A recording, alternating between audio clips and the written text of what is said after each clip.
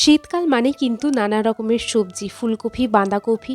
কিন্তু ঘরে দুজন লোকের মধ্যে যদি একজন নাই থাকে তাহলে এত সবজি দিয়ে কি হবে? আজকে ওর বাবা বাড়িতে ছিল না, তার জন্য ভাবলাম কি বানাবো আর একার জন্য? একা বলা ভুল হবে, আমি আর বাবিও আছি। তো যাই হোক, ও তো খাবে। তো ভাবলাম দুজনার জন্য একটু খিচুড়ি বানিয়ে নিই। যেহেতু সব কিছু সবজি আছে সেই মতো খিচুড়ি আমি সব রেডিও করে নিয়েছি। আর এনাকে বসিয়ে রাখার মহা অস্ত্র হচ্ছে মুড়ি আর বেদানা। তার জন্য আমি বেদানা দিয়ে দিয়েছি, উনি বসে আছেন, ওনাকে খাইয়ে দাইয়ে ঘুম পাড়িয়ে দিয়েছি।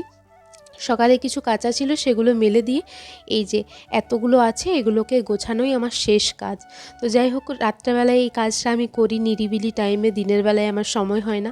কদিন ধরে এই পার্সেলটা এসেছিলো, খুলে দেখারও সময় হয়নি। তো ভাবলাম রাত্রেবেলায় এখন তো আর কোনো কাজ নেই, খুলে দেখি কীরকম কী চুড়িটা এসছে।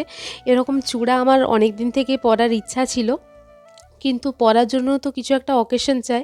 তো সামনেই আছে আমার একটা বিয়ে বাড়ি, ভাবলাম বিয়ে বাড়িতে পরবো, সেই জন্য